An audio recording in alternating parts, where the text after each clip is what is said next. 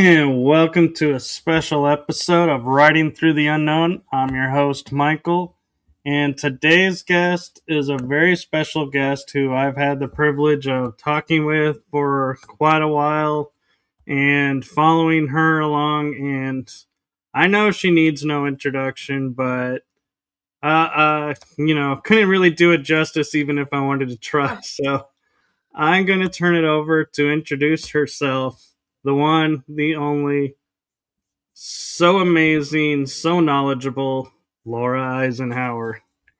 Oh my goodness, you're so sweet. Well, thank you so much for having me. It's great to see you. Yes, it's been a while. I know, I think Florida at the event, right? Right. Yes. Well, if you want me to say a few words about me, I guess, let's see. I'm a researcher, author, astrologer.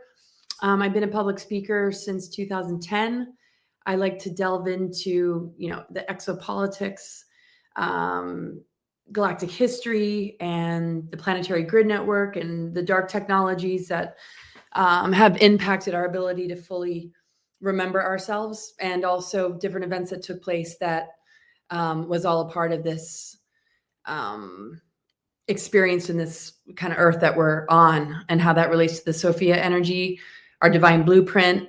I'm into the bigger picture ET races, and especially the research that goes into what happened after the Second World War and my great-grandfather, President Eisenhower, former President Eisenhower's administration.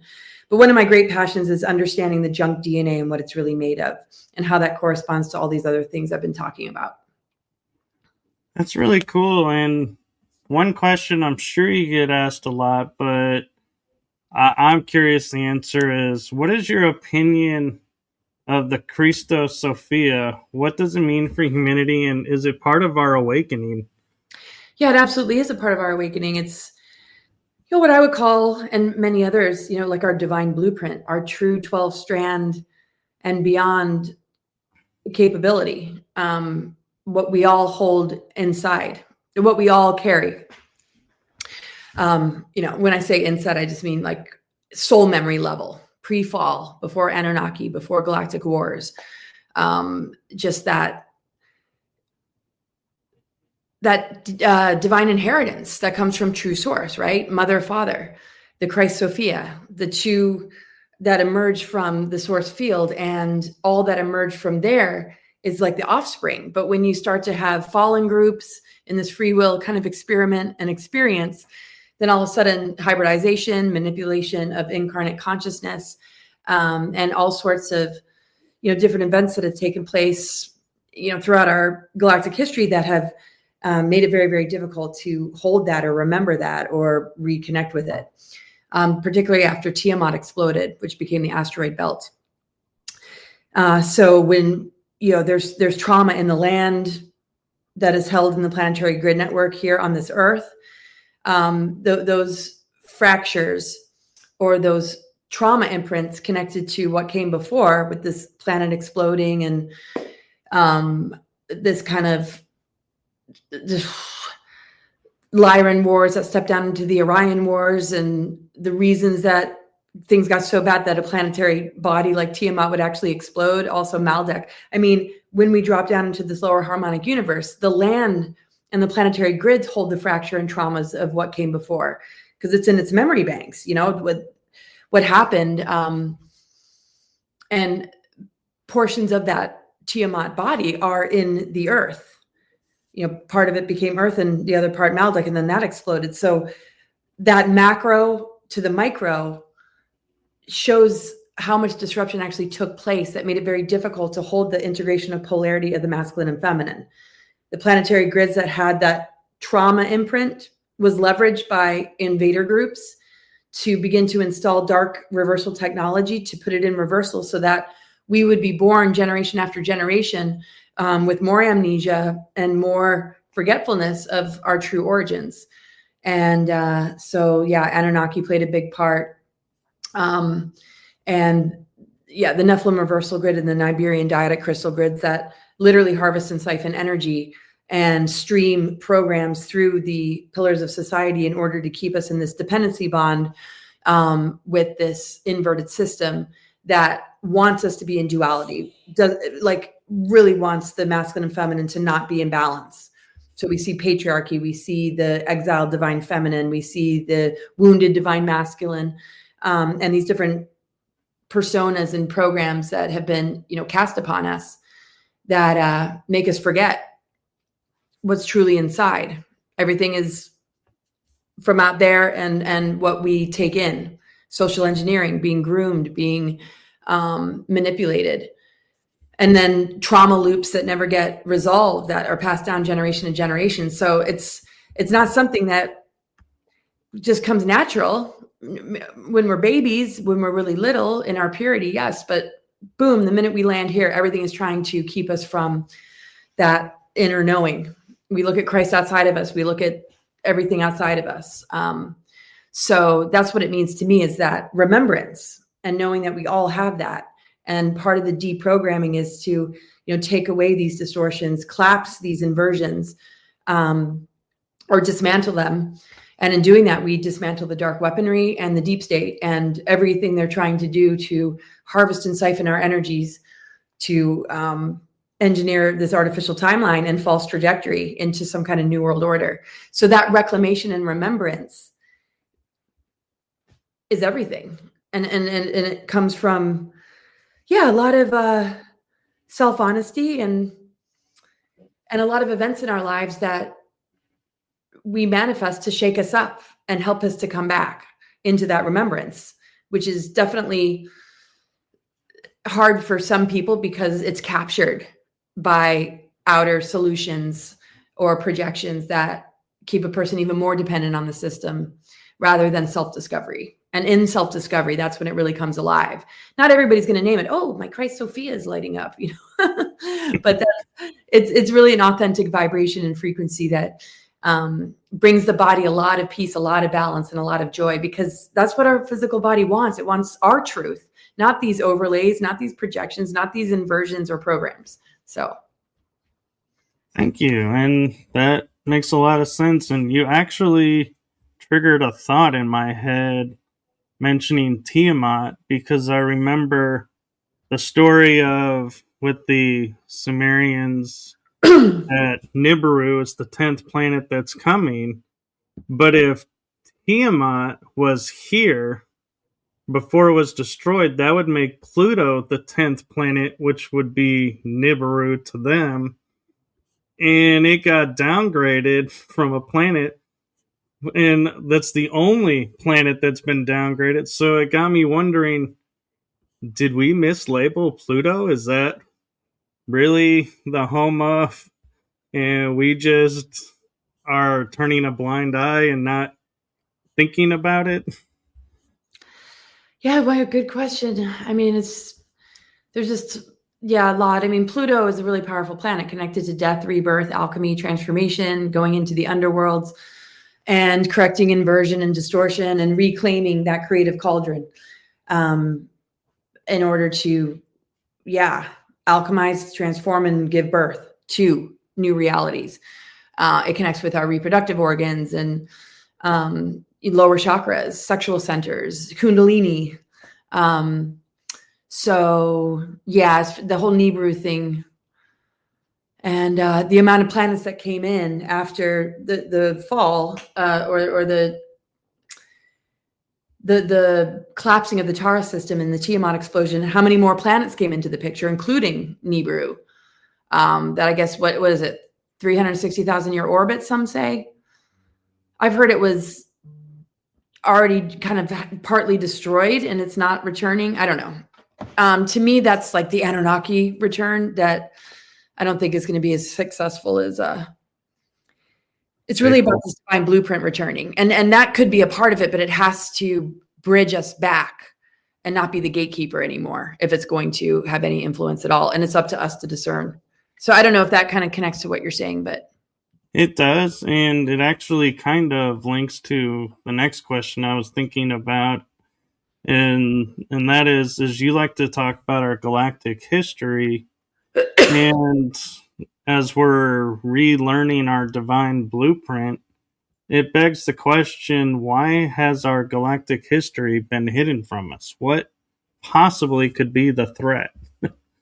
Well, it's a big threat because this is how we heal is to, dig deep into things that have happened, get to the root of it, and bring more unconditional love, more coherence, more understanding to the traumas and the wounds. If we're relying on what really happened, then that's what we do as a humanity. We address it, right? So they build hospitals, they have prisons and this and that, because they're dealing with the trauma and symptoms of something that we're not getting to the root of.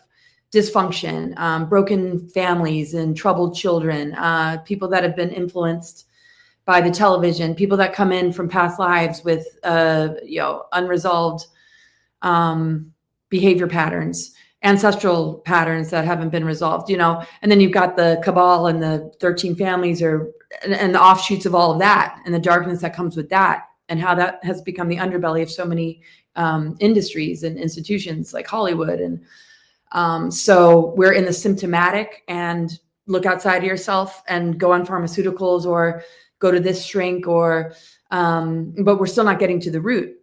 So a lot of this is coming to the surface because people are starting to see the underbelly behind Hollywood, the governments, the medical industry, the social engineering, the geoengineering, that, wow, there's something operating behind the scenes that this is not organic, this is not natural. But if we understood and went to school to learn our galactic history, we'd be like, oh, these wars happened. Oh, this dark technology was put in the earth grids.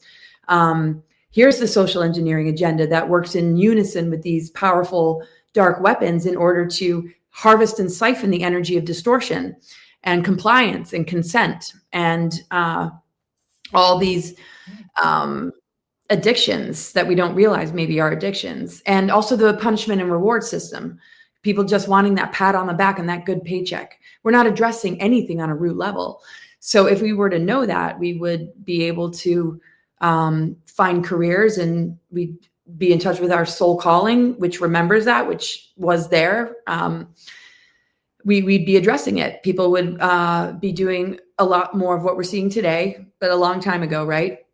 More hypnoregression, more working with frequency and crystals and plants and herbs, and more digging deep into the Akashic, right? To understand more.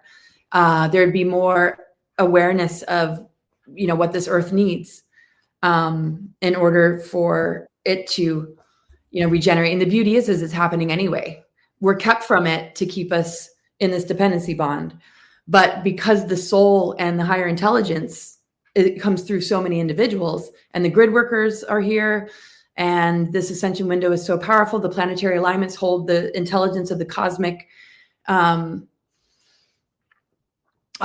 origins, the galactic origins, and how it plays out in the here and now. That intelligence knows how to repair its own planetary system. And so do we. We know how to heal our own bodies, right? So we're catching up with, that greater history, because there's such a power of acceleration, happening on the planet right now, and the energy shifting that it's forcing people into, digging deeper and looking deeper. So it's not the kind of thing you're going to get in the school systems. It's the kind of thing you're going to find if you take a break and you find yourself and you go explore, you go do research, you dig deeper than what they're going to give you, in third class geometry or whatever. It's not sacred geometry, right? Science is saying it's junk DNA. That's not the true divine template, right? So we have to really pay attention to what doesn't feel right and begin to explore what that is, because then we become the educators and the reminders of this next phase of creation. So to answer your question, I know I'm so tired. I had these really long-winded answers. The reason it's been kept from us is because we would heal. We'd be too empowered. We would overthrow the deep state right away. They need us. They're vampiric. They want us to be dependent on them to keep them in power. So knowledge and wisdom, and wisdom that comes from knowledge, sort of like our own childhoods. If somebody gave you a script and gave you a storyline that wasn't true about what you went through as a child, how could you possibly heal if you weren't well, or truly heal? It's the same thing with our galactic history. We're kept from it because if we were to know, we would truly heal. And the thing is, it's all coming out. And it doesn't have to be about the information. It's also about tuning into trauma, tuning into imbalance within, looking at, the family members you were born to, the different things you keep attracting in your life, and really working out those kinks, and bringing balance and wholeness to yourself. And then you on a micro level are making a big difference to the bigger picture of it all. And life gives us everything we need to be able to achieve that. It's just when it gets captured by the system and these different, sorry, my neighbor, the person's outside, when it gets, captured by a system that doesn't want to look at that, doesn't want to help our children when they're getting downloads or they can't sit still, and understanding, wow, they might have a starseed mission. They might be somebody that is remembering Tiamat exploding. I mean, it's not a part of the dialogue. Can you imagine if it was? Then we'd be really addressing everything, and everybody would stand a much, much better chance of living a fruitful, embodied life, because kids come in that way and we're not looking at it. We ignore it. And then hearing you talk about it, it got me started thinking about, like in the Bible, we have the Tower of Babel, where we all spoke the same language. We were getting too close to heaven. And then the gods destroyed the tower, split everybody up. Well, what if this tower was a spaceport? Well, there's a lot of that kind of stuff going. I mean, there are advanced civilizations. I mean, Atlantis, Lemuria, the original root races, Hyperborea or Polaris, Hyperborea, Lemuria, Atlantis. The gateways were open. There was a lot coming and going from Earth to off-planet star systems. The pyramid technology was in alignment with the star systems. So a lot of this kind of biblical or these kind of like stories, there was a lot more tech going on and a lot more symbolism connected to something that might not be exactly what these stories and myths told us. And so a lot went underground though, right? Right. So I'm kind of curious, what was your aha awakening moment that got you started digging into the Venus mysteries? Venus mysteries. Well, I never really called it Venus mysteries, but I just always been connected with Venus. And we all are, right? We all have Venus in our charts. We all have a heart. But when one looks at the actual archetype of Venus or what Venus really represents, I mean, to me, it's the unconditional love of the mother. The Venus transits form a perfect pentagram. The orbit forms a perfect pentagram. It's very connected to the Magdalene energy and how the Sophionic corrections have helped the mother to anchor back into the planet. So when you look at the way Venus operates as a planet, it's truly fascinating, because when you look at the symbolism of the inverted pentagram and how the ether goes into the ground and how it's symbolic of, Satanists and devil worship and things like that, that's a part of this greater network that worships the Baphomet. And it's part of the Dark Mother reversal grid technology, and also the Mothers of Darkness that literally are behind how the system is rigged. They're part of that architecture of inversion that has built the kind of societies that operate in modern times, in current times. And basically the system is rigged to keep the mother from coming back in. That's why the 13th sign is so significant. And the 13th sign is active right now. The 13th sign comes in November 30th to December 17th, and we were December 8th. So the 13th sign represents the ether elements, which is the top point of the pentagram. And the Venus transits help to anchor that mother energy back into the planet. And that's when the sun started to move through the 13th sign again. So I have a lot about this in my book about, Venus. And then of course there's Valthor, there's the Divine Mother archetypes, Hathor, Magdalene, Inanna, Isis. They're all connected to Venus. And Venus, when you look at the archetypes of, these goddess energies, they're connected to nature, right? Persephone as well, and going into the underworld and coming back out again. And when you look at the seasons and how it's connected with that, it's pretty phenomenal. So, the morning and evening star, if you look up any of these archetypes I just mentioned, there's a strong affiliation to Venus. And so basically these signs in the sky signal the end of a great cycle of time. And according to the Mayan calendar, Venus and the revival of, this, Magdalene energy and the return of the mother brings that balance back and collapses all that reversal grid technology, and it's the override frequency. So there's just a lot about that. And to me, again, that's like the unconditional love of the mother that is wanting to reclaim her body and her children, but it's been kept out by this dark reversal grid technology, this dark satanic, network that has been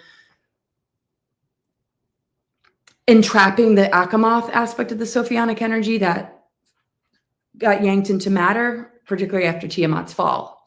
So the 13th remedial flame comes in and corrects the inversion and brings it back to source again. And that's connected to Venus. That's connected to the sacred geometry that the Venus transits create. So that's chapter 1 of my book, everyone, if it doesn't make a whole lot of sense trying to explain it. But it's pretty wild. Like Ashiana says from Keylontic Science, and Lisa Renee as well.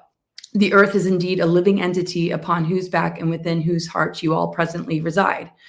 And in polarity mechanics, earth is female with an organically female magnetic dimensional 13 monadic core. So, and that's what's so wild about the mothers of darkness and the 13 families.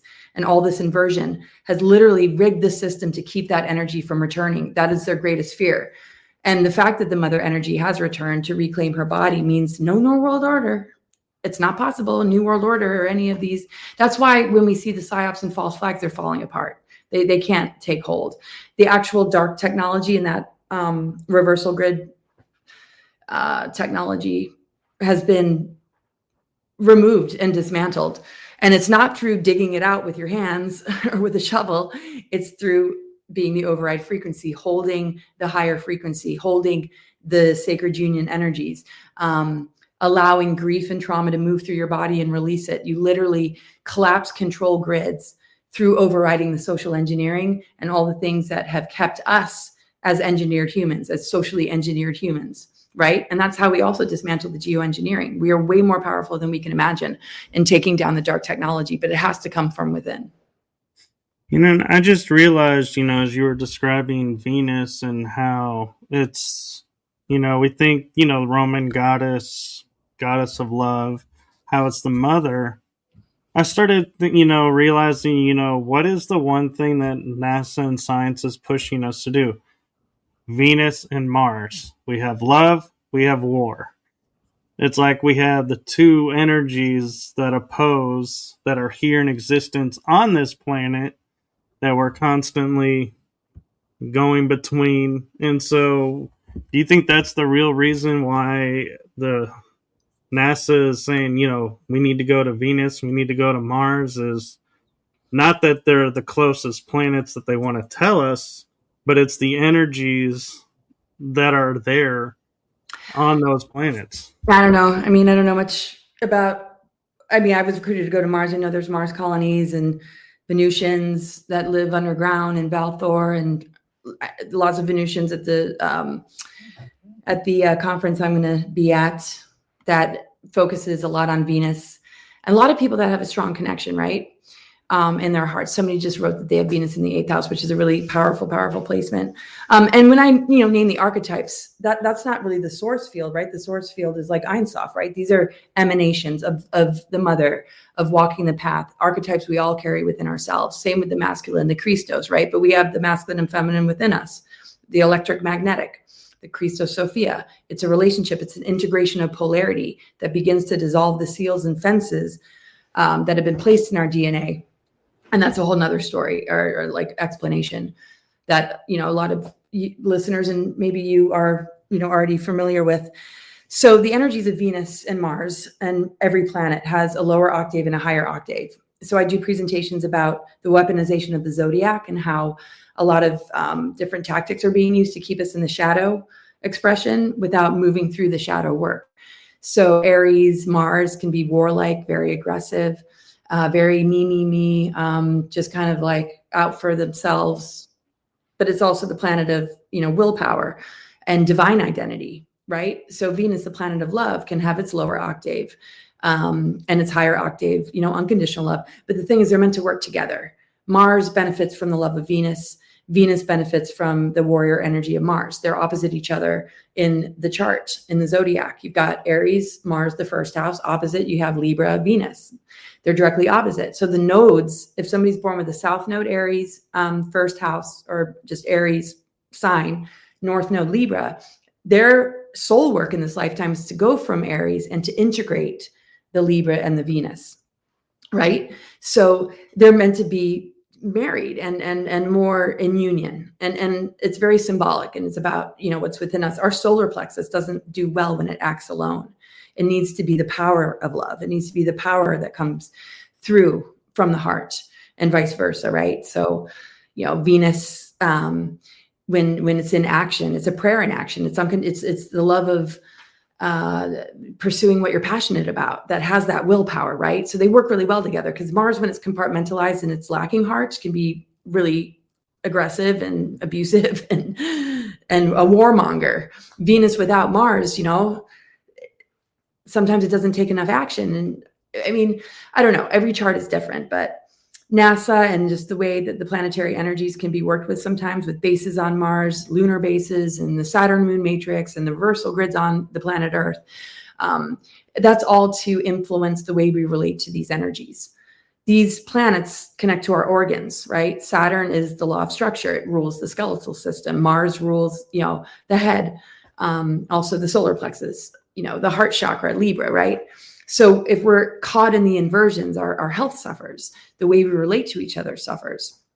So we're all given, the challenges that we need in order to correct those inversions to be in the higher octave of these planetary energies. So yeah, people want to go to Mars. They want to go to Venus. I know there's a lot about the exploration of it all, but I just hope we can really work on this planet and open up the gateway so coming and going is a lot easier, and we can advance our DNA again and become like these Merkaba ships and be able to just come and go as we please. And until then, yeah, is it all just going to be technological, and what kind of humans are actually going, and is it going to create more trouble than it's worth? I don't know. That's a good point. And while we were talking about that, Carmen Sanchez asked an interesting question. She says, this days is like dream, like nothing is real, and sometimes feel headache. This can be part of the new energies that are coming in. Exactly. Boom. That's just the way to explain, or just give words to the energies right now. Saturn moving into Aries, Neptune moving into Aries. Neptune is the dream. Neptune is all about the multidimensional, the spiritual, the creative imagination. Saturn's all about structure, the law of structure. We've come out of dark Saturn, inverted Saturn, which is all about authority and control and mandates and, just answering to an outer authority, feeling conditioned. You don't necessarily feel conditioned. Maybe you are conditioned, but that's all Saturn. Energy blocks as well. The higher octave of Saturn is self-mastery and being able to become your own authority. You're not just always playing by the rules, unless they're important rules. Of course, there's some rules that we need to abide by, but it's more about personal authority, having authority over your space, having your own sense of what your structure, your physical body needs, without it being about what some outer authority is saying. We can measure our own inner authority against outer authority and see if it's an agreement. And if it isn't, this is when we don't consent. This is when we say, I will not consent, right? That's old Saturn. This new shift, right?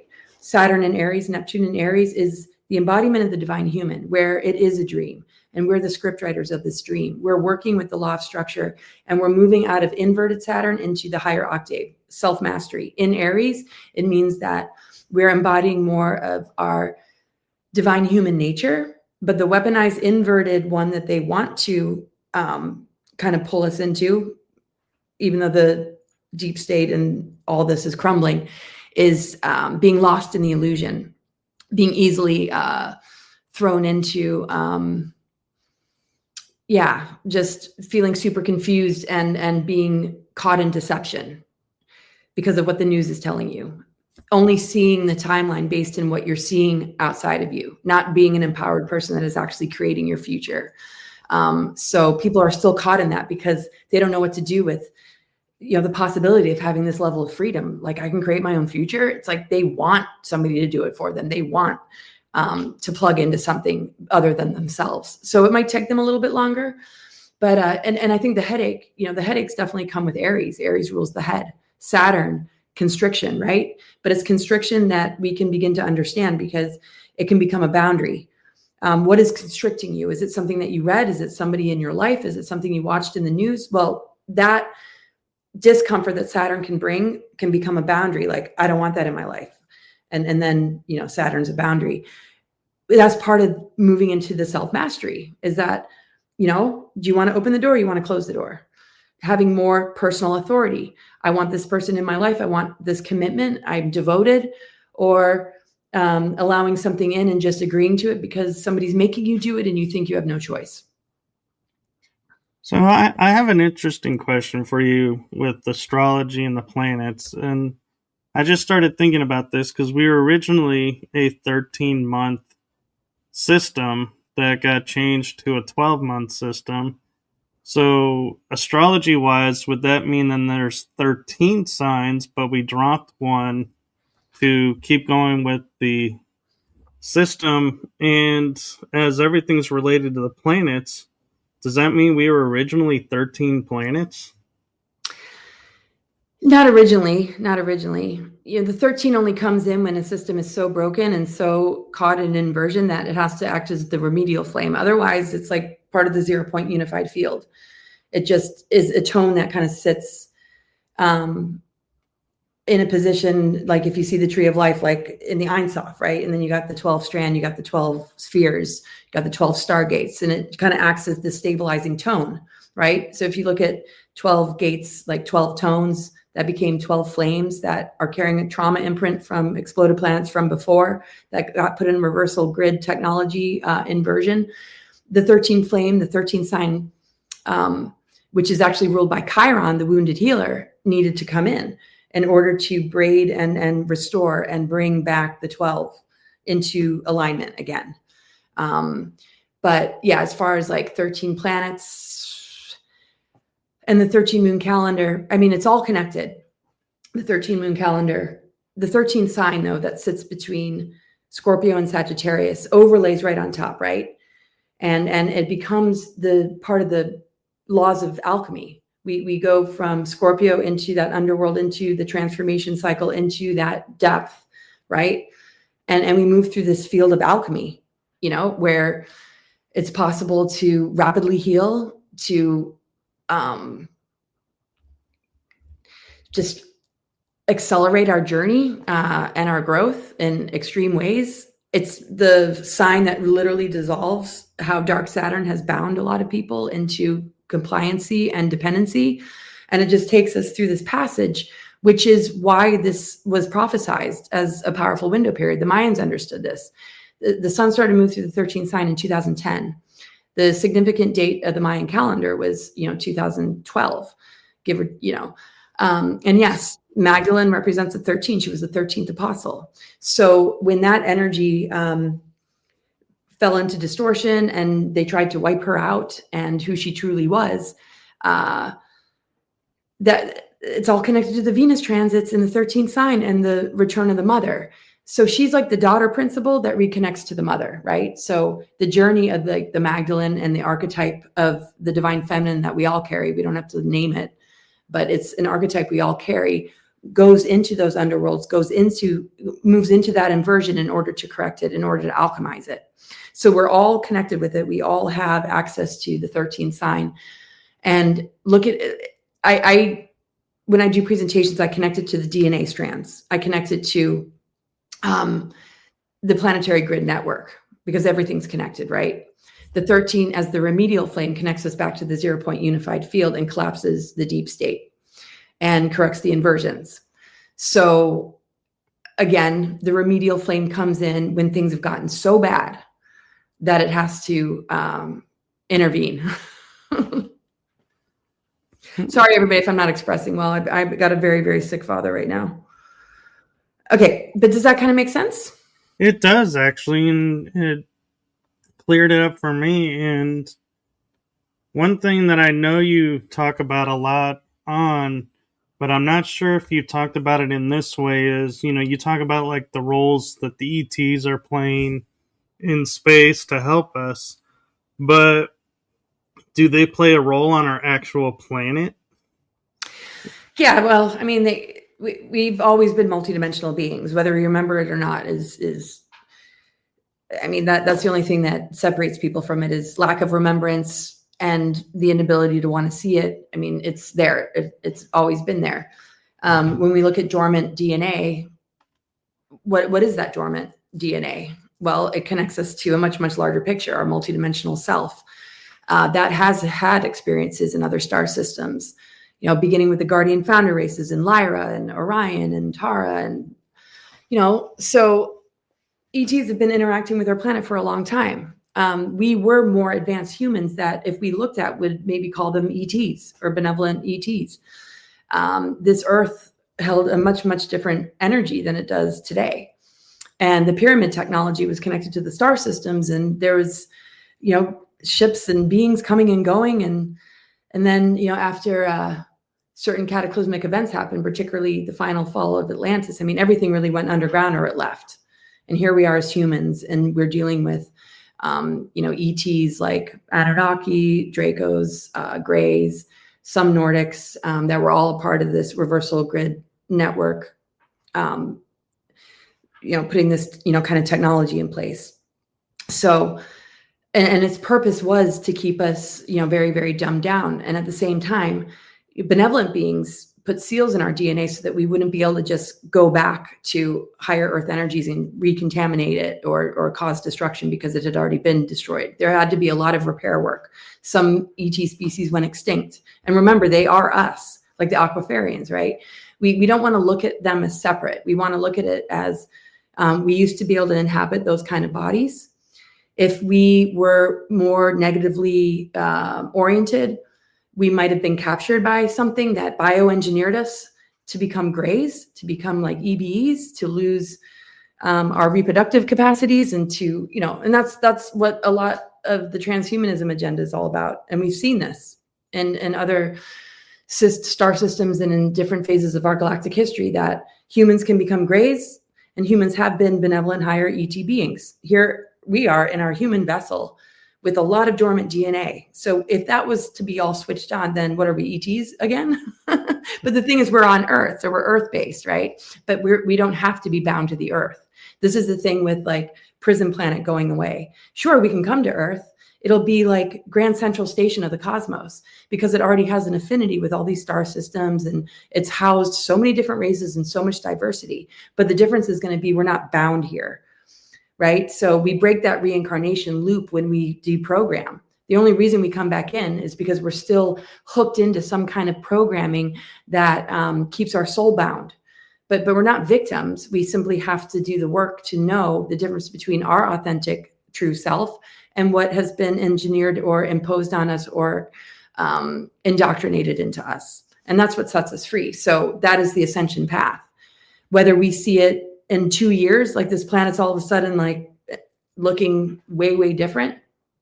Well, if it's happening differently for you, you're going to manifest different things in your life to take you to a higher Earth experience. But I do feel, this bifurcation is happening without it completely splitting off. But it's like your soul is preparing for the next experience. And whether it's here or somewhere else, if your soul is growing, if you're doing the inner work, if you're dismantling programming, or you've always been somebody who hasn't really been programmed, but maybe slipped into it, we're constantly moving as souls, regardless of our physical environment, if we so choose to do that inner work. And that inner work is really remembering who we are. It doesn't have to be hard work. It's just like that revelation of, wait, this is the real me versus, what we've turned into for the sake of others, or just to want to fit in or because we're scared of what people might think, I agree. And talking about programs, it reminds me that I was at a Christmas concert last night, and I was like listening to the carols in a new way and was like, wait a minute, there's programming in this. And it got me thinking about something.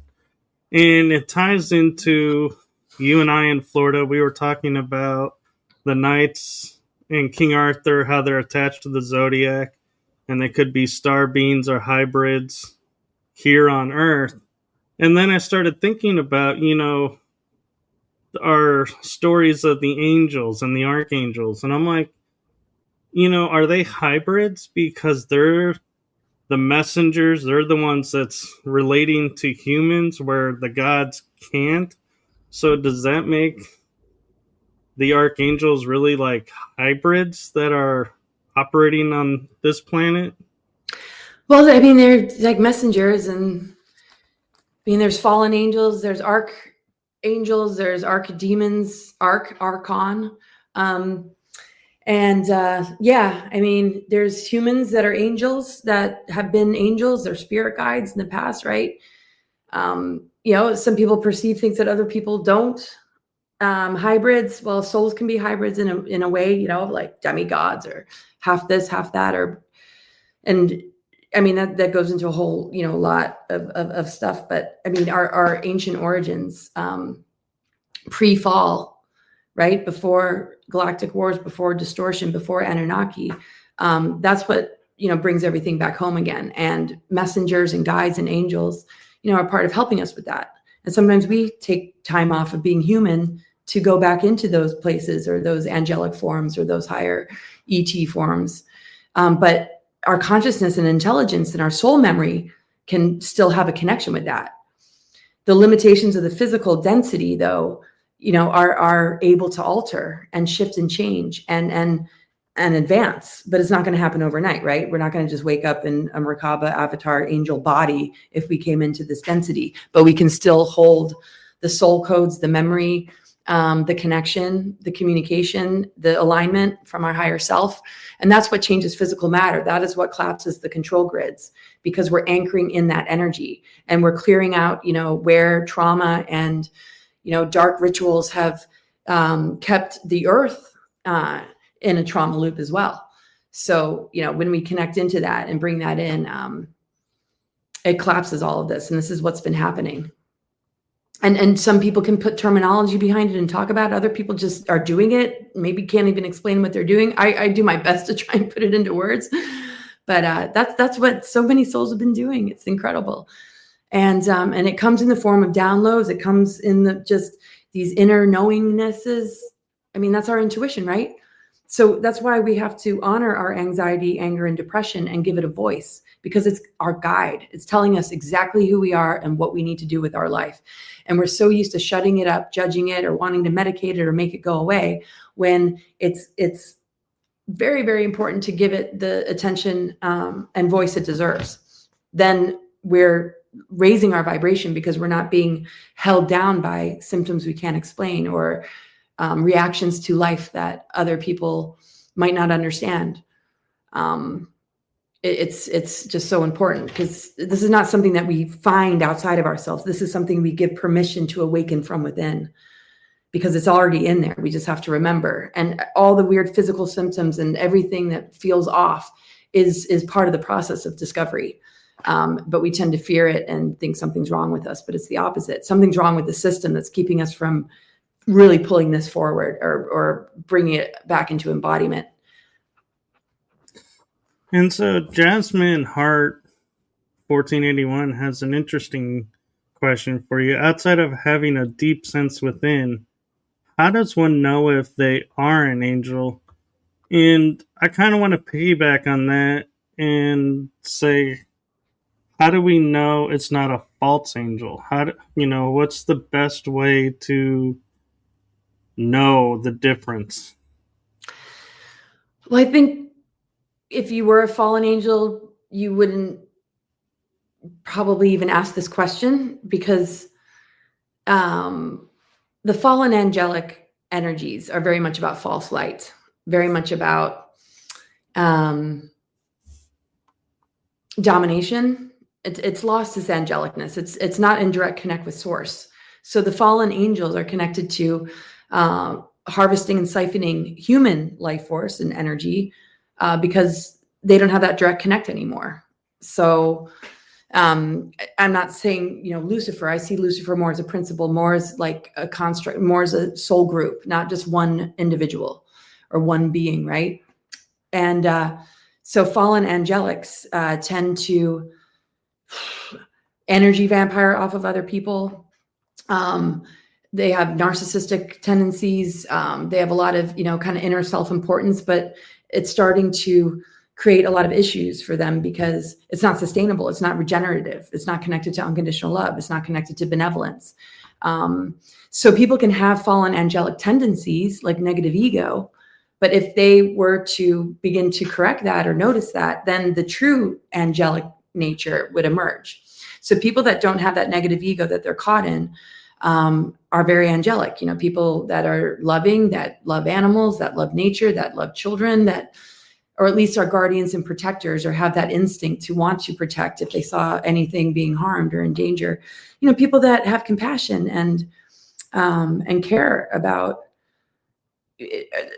other people's feelings. There are different levels of angels, right? But we're in physical form. So a lot of very advanced souls that are incredibly heart-centered, incredibly resilient, are like Christed beings. So there's a lot of earth angels. It's just, if you're a being of love, you're an earth angel. When you die, I can't say where you're going to go, but I'm sure the angels are going to be dancing around you because you are a frequency match to them. And if you're not and you're fallen, you might have to move through some difficult terrain in order to purify and clear that energy, because I look at purgatory as purgatory. Something needs to be purged. You're kind of locked in between, the higher dimensions and the lower, right? I don't see it as heaven and hell. I see it more about frequency and, what you're carrying. If you're so corrupted in your negative ego, your soul is going to want to take you through a purification process. If you resist it and you want to stay a dark player, then you're going to make home in hell. You're going to love hell. You're going to think Satan's great, right? You're going to be like, bring it, bring it. But if you really want to correct yourself, you're going to go through the process of purification, of self-correction in order to get back to the angelic realms. So it really depends on frequency. I think everybody's got the choice of, the devil or the angel on your shoulder. Which one are you going to choose? And people that have really worked on the heart, if they used to be evil, they can reach that again. And those that might have been all angelic might become fallen because they just can't maintain it in a world and density that is this inverted and destructive. But to me, like really powerful angels that are on earth can move through inversion and not forget who they are, or lose themselves. But we got to cut ourselves slack if that does happen, because this is the kind of world we're in. And this is why, to me, the angelic energy is compassion and forgiveness, and that we all help each other rehabilitate and get back to source. And some criminal acts are way worse than others, of course, and they require rehabilitation on a very, very deep level. But the willingness has to be there. And I always think if you can turn a perfectly benevolent person into a trained assassin through mind control, you can turn a criminal with the help of something like working with frequency and imagery and digging deep into the root of this and helping them get back to their soul. Very cool. And Carmen Sanchez has an interesting question for you. I hear we need care. We need to care what we're thinking because we manifest more fast. And in 2026, we see manifesting more faster. And all of this with imagination. Is this true? Yeah, Mercury, the mind, Mercury is the magician archetype. Mercury rules Gemini, so communication, throat chakra, right? If we don't speak our truth, sometimes that manifests as thyroid issues, or feel like, it's just really hard to communicate. But yes, what is the quality of our thought forms? We shape reality based on our thought forms. That's why they use mind control, because they want to capture the magician energy to create magic to serve them, where we believe in what propaganda, what we're seeing in the news, we believe in it. So our thought forms basically make magic for them. They stay on top and we stay small, but that's all changing, right? Mercury also rules Virgo. How does the mind speak to the body? The body, mind, spirit, communication. If the mind is speaking programmings to the body does not like it. It gets sick eventually, right? Some programmings might keep it alive a little longer because, maybe it's coming from feeling really rewarded in your job and thinking you're like the greatest thing ever. And then realizing like maybe that career, that job wasn't everything. Then you have to be flexible. So Mercury, the way the mind talks to the body, if it's coming from the higher self and you're speaking your dreams and your visions and your inspirations to your body, if you're speaking self-love, if you're speaking your trust in yourself and what you're capable of doing, you're going to manifest miracles. You're going to accelerate in your healing process.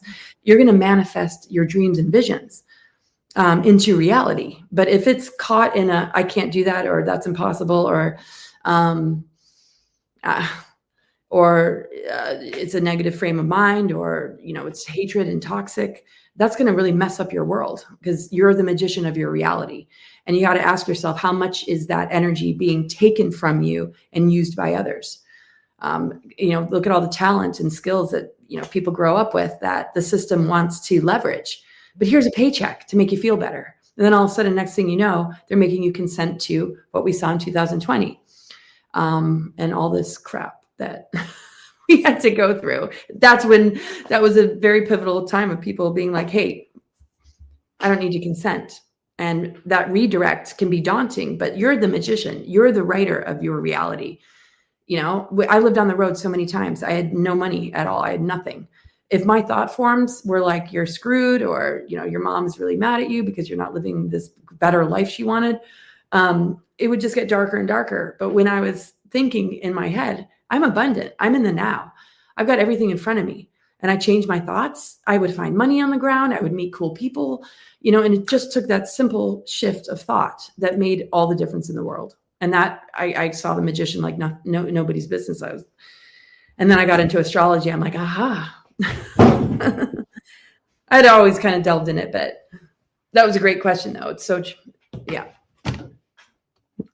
So I have a follow-up with, I'm curious your perspective on a little bit of galactic history that's coming to light. And that is, we have ancient Greeks and indigenous tribes that talk about a Earth that had no moon. And then and we're told, no, the moon is a natural object that broke off of the Earth. It's always been there. So what is your thoughts on what the moon really is? Well, after, Tiamat's explosion, it's been said that it was, brought in. It's like an artificial satellite, like a Death Star, and there's just ET beings or grays inside, and there's lunar bases and this and that. So there's, a very strong artificial component to the moon, kind of working like this kind of satellite and base. And then you got Saturn. What's the Saturn moon matrix? The rings of Saturn and how that relates to the moon. It's broadcasting a false reality. 98% of our consciousness for a big portion of humanity has been caught in this sort of artificial overlay. And how that relates to the moon. So that creates the imbalance, right? But it doesn't mean the whole moon is like that. There's a lot of ancient components to the moon. The 13 moon calendar, the higher octave of the moons. Again, every planetary body has its higher octave and lower octave. So even if it's been tampered with, even if it, comes from here and it became this or that, look at what the Earth became. It became a 3D planet, completely infiltrated and overtaken by, the cabal, like an infestation. But is that really what's underneath it all? No, this is an incredible planet. This is a beautiful planet. So when you bring the moon back to where it began and bring it back to the body that it emerged from, then we're connecting to the more ancient, more higher octave of the lunar, which the outer planets help us to connect with. So it's one of those things where, yes, if we didn't have a moon at all, we'd be very different, I'm sure. But there'd be some sort of lunar energy, because the lunar, is a part of who we are. It's part of the feminine. It's part of the silver and gold gateways. It's just the artificial overlays and the traumas and galactic wars and exploded planets allowed for a lot of intruder and controller races to use dark technology to influence these planetary systems to impact us and control us, because they know that it connects to our body, it connects us to our physiology. All the planets do. So if you can manipulate the planets, you can manipulate the humans. And they use, trauma and our amnesia and everything in order to achieve that. But they're not in charge here. There's the guardians, there's higher benevolent beings that are a part of this whole equation. But we have to move through the gatekeepers and collapse our relationship to the dark ones in order to reach them, because we don't realize how much more attached to them we are. And the way they attach us is through the programmings and through the dependency bond with a system that is based in inversion that connects with the planets that they have weaponized. That's why I do presentations about the weaponized zodiac and how these planetary bodies have been manipulated to keep us down. And we are overthrowing all of that by reconnecting to the more ancient.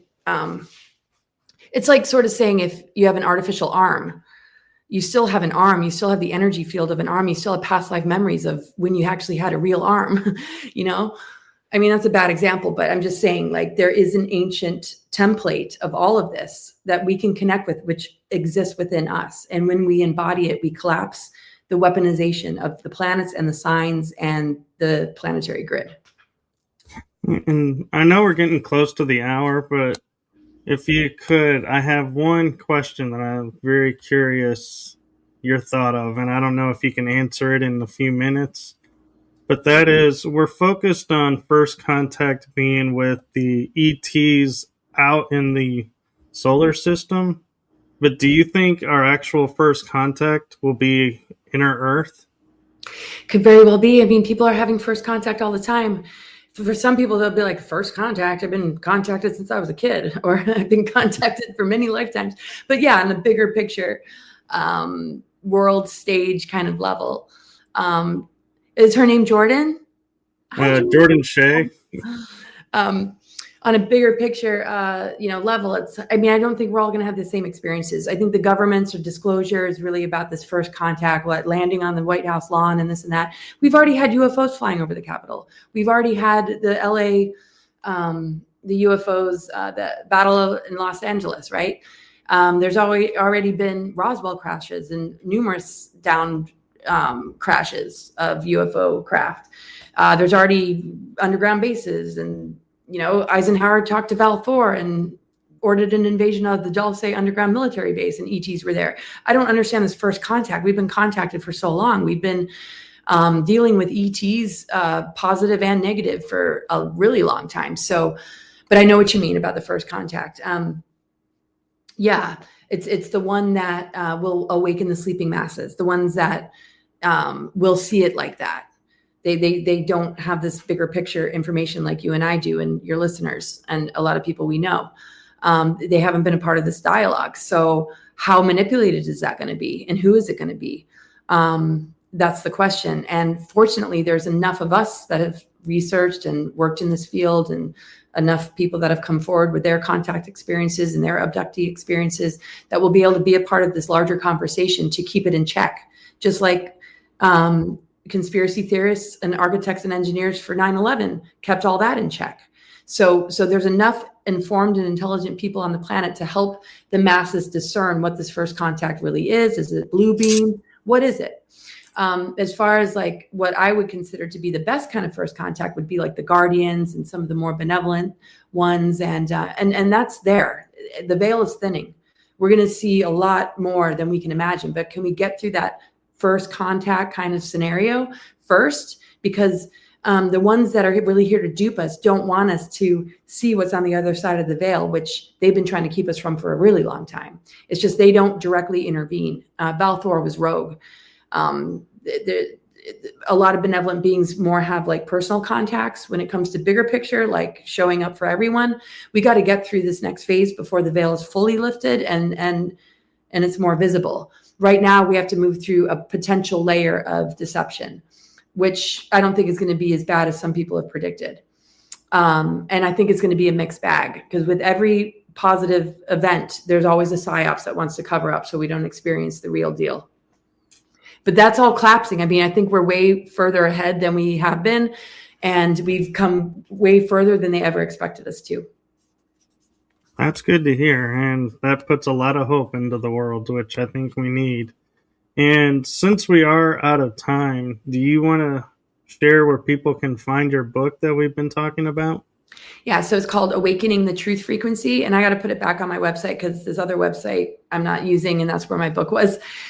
But I'll give you the website to get the book, cccpublishing.com, big C, cccpublishing.com. And Amazon, you can find it, Awakening the Truth Frequency. I get into all these topics, and you can take your time with it. And it's a little easier to digest than me, who hasn't gotten any sleep in a couple days. But I really appreciate you having me on. I hope I did okay, guys. And my website is cosmicgaia.org, COSMICGAIA, Gaia.org. You'll see all my social media links. I have a Substack, and I do a lot of really interactive things. And yeah, I have a subscription, and yeah, you can book a reading with me, and I can check out your chart. And anyway, it's been great to spend some time with you. Yes, well, hopefully get to have you back on again. And I want to say two things real quick to you, because I know you do have to go. First is my heart and my show's heart to you with what you're going through with your dad. Oh, thanks. He's an amazing man. Yeah. Just so everybody knows, my father's got days to live, and he's with my sister right now. I'm heading over there in a little while. But yeah, we're trying to get him into hospice in Florida. I was going to fly him home to New York, and the plans changed. And so I'm glad to be able to take the time out to say hi to everybody. But yeah, I'm a little bit like, my attention is in so many places. I hope, yeah, that it came across in a way that made some kind of sense to what's deep within you. That's why I call my book Awakening the Truth Frequency, because it's really about what emerges in you. It's about your truth. And when we all live our truth, we can harmonize and begin to, yeah, recognize that diversity and harmony is true oneness. So thank you. And the second thing I want to say is also my heart and the heart of my show to you. Thank you for what you're doing for humanity.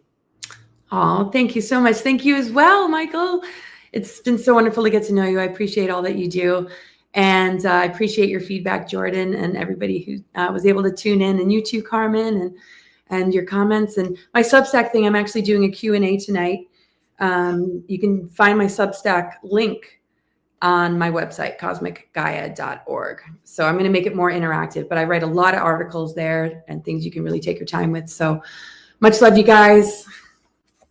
Yes, thank you. And her links are in the description. Oh, sorry, I didn't mean to speak over you. I was just going to say the links are in the description, so you should be able to find them there. Sweet. So, okay, thank bye. you. Bye-bye. Bye-bye, everyone. Have a wonderful week.